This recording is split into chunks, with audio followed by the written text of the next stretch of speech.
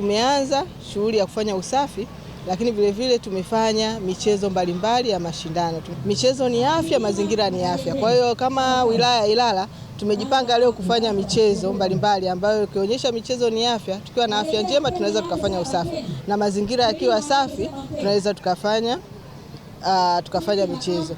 Kwa hiyo kuelekea siku ya mazingira tarehe 5 leo tumefanya michezo, lakini tutahamasisha nishati safi, upandaji wa miti, tukiongozwa na dira ya 2050 ambayo inasema tushirikiane kujinaisha, maana yake ni kupanda miti na mambo yote yanafanyika kiusafi. Wadau wana uitikio mkubwa.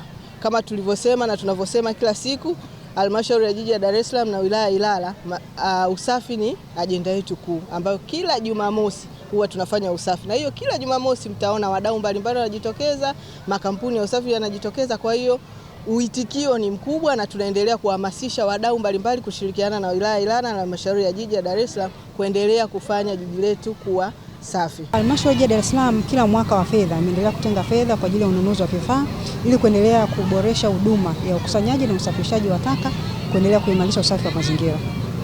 Mpaka sasa Halmashauri ya Dar es Salaam imeshanunua magari 5 kwa ajili ya kutoa huduma kwa maeneo ambayo hayana wakandarasi na tayari yanatoa huduma. Na mchakato bado unaendelea.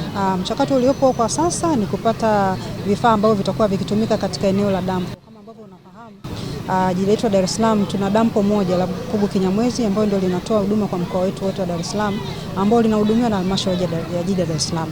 Kwa mchakato unaoendelea ni kupata vifaa ambavyo vitaweza kutumika katika kudhibiti na kusimamia taka eneo la dampo ili liweze kufanya kazi na kutumika nyakati zote, msimu wa mvua na msimu ambao sio wa mvua. Nitoe rai kwa wanajamii kwamba shughuli za usafi na uhifadhi wa mazingira sio za halmashauri au wilaya peke yake.